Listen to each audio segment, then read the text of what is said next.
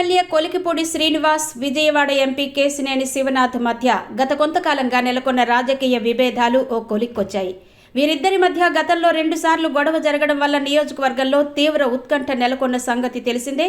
ఈ నేపథ్యంలో ఇకపై ఎంపీ వర్గంతో తనకు ఎలాంటి విభేదాలు ఉండబోవని కొలికిపూడి స్పష్టం చేశారు. టీడీపీ రాష్ట్ర అధ్యక్షుడు పల్లా శ్రీనివాసరావును కలిసిన ఎమ్మెల్యే ఇటీవలి పరిణామాలపై వివరణ ఇచ్చారు. ఎంపీపై 2 సార్లు గొడవ పడడం, బహిరంగ విమర్శలు చేసుకోవడం వల్ల పార్టీ ప్రతిష్ట దెబ్బతింటోందని పల్లా గట్టిగా హెచ్చరించారు. దీనిపై స్పందించిన ఎమ్మెల్యే గతం గతహ అని పార్టీకి ఇబ్బంది కలిగించేలా ప్రవర్తించినందుకు చింతిస్తున్నానని పేర్కొన్నారు.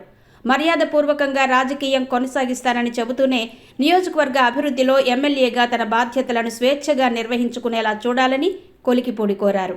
ఇకపై ఏవైనా సమస్యలు తలెత్తితే నేరుగా పార్టీ హైకమాండ్ దృష్టికి తీసుకెళ్తానని వెల్లడించారు. ఈ నిర్ణయంతో తిరువూరు టీడీపీలో నెలకొన్న వర్గ పోరుకు తాత్కాలికంగా తెరపడినట్టయింది.